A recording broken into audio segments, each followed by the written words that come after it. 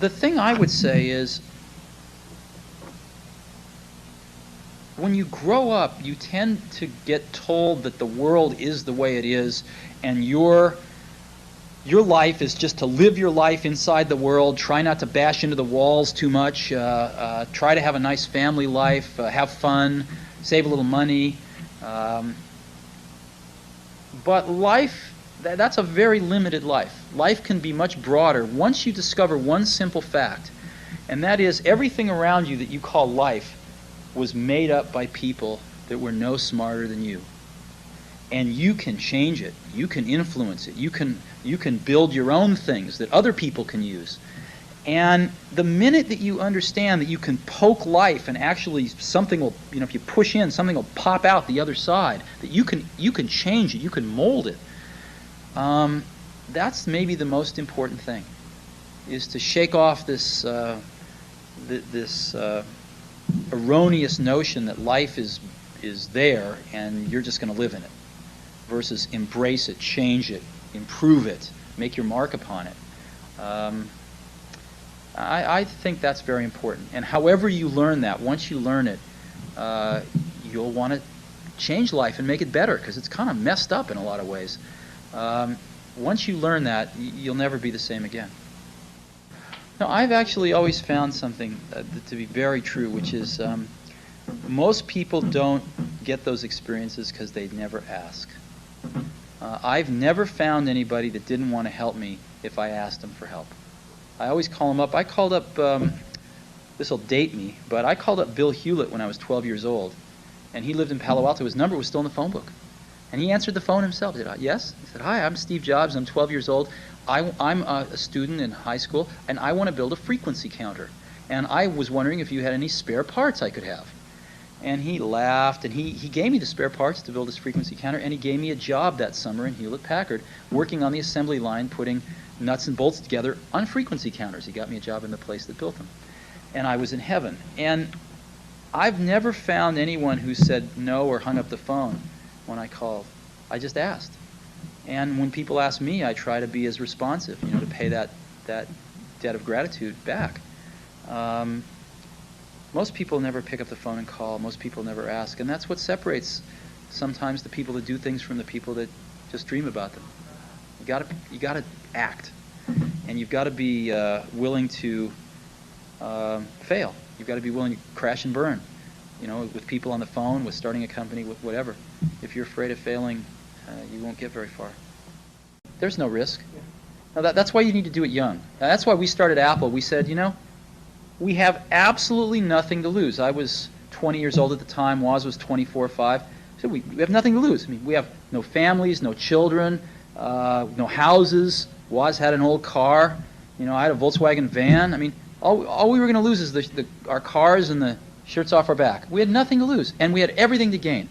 And we figured, even if we crash and burn and lose everything, the experience will have been worth 10 times the cost.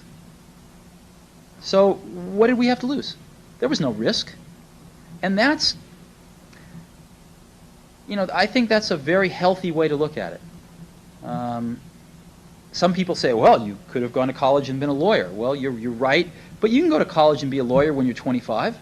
And there's nothing that stops you from doing that. The only thing you really have in your life is time. And if you invest that time in yourself to have great experiences that are going to enrich you, then you can't possibly lose. So I always advise people, don't wait. Do something when you're young, when you have nothing to lose, and keep that in mind. And I think that's the best way.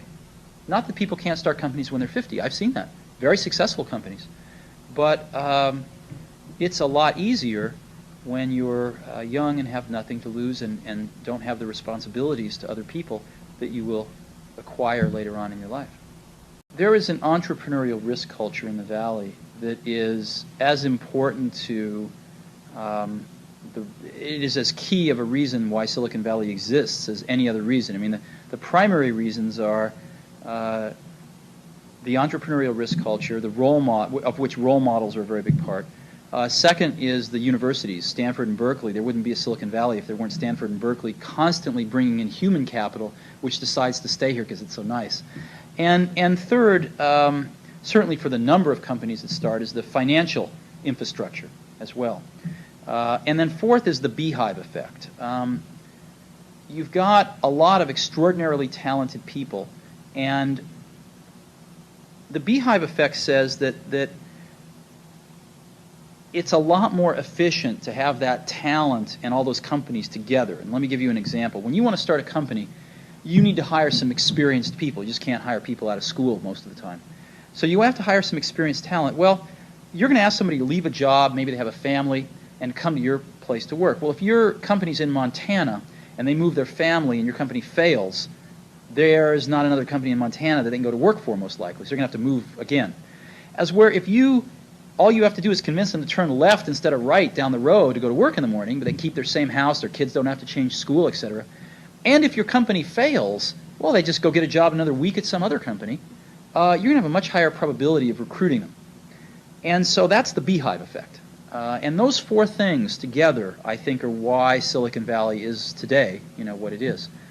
The entrepreneurial risk culture has a lot to do with role models, starting off with Hewlett and Packard, and models of engineers that started companies, models of marketing people that started companies, and even some spectacular failures. Some of the failures are as widely discussed as the successes. And even even the failures, people are admired for trying.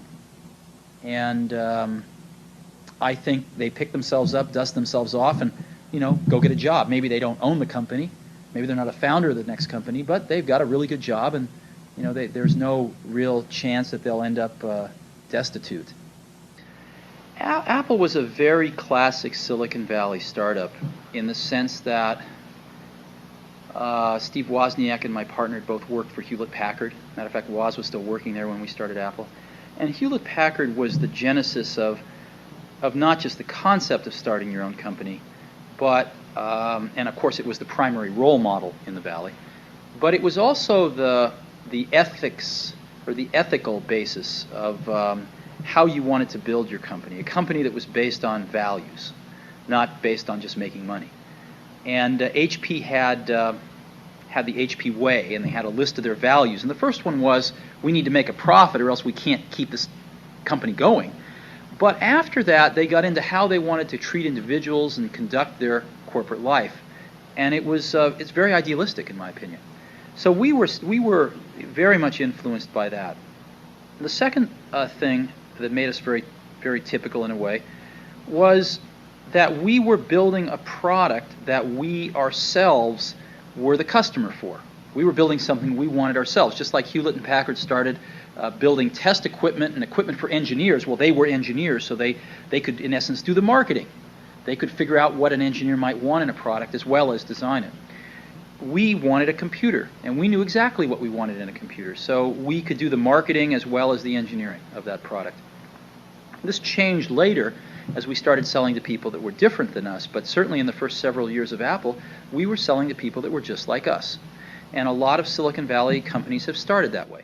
I don't think it will be like that because, I'll take myself, all the work that I have done, it's a very strange business and a very strange endeavor of life. All the work that I've done in my life will be obsolete by the time I'm, 50. Apple II's obsolete now. Apple I's were obsolete many years ago. The Macintosh is on the verge of becoming obsolete in the next few years. This is a field where one does not write a Principia which holds up for 200 years. This is not a field where one paints a painting that will be looked at for centuries, or builds a church that will be admired and looked at in astonishment for centuries. No. This is a field where one does one's work, and in 10 years it's obsolete, and really will not be usable within 10 or 20 years. I mean, you can't go back and use an Apple I because there's no software for it. In another 10 years or so, you won't be able to use an Apple II. You won't even be able to fire it up and see what it was like. So it's sort of like sediment of rocks. I mean, you're building up a mountain, and you get to contribute your little layer of sedimentary rock to make the mountain that much higher. But no one on the surface will, unless they have X-ray vision, will see your sentiment. They'll stand on it. It'll be appreciated by that rare geologist, but no, it's not like the Renaissance at all. It's very different.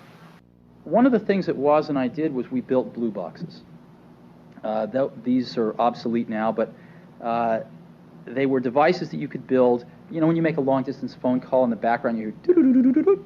Those are the telephone computers actually signaling each other, sending information to each other to set up your call. And the signaling they use is a lot like touch-tone phones, only it's different frequencies. Well, you can make a box that emits those frequencies, that can make those tones.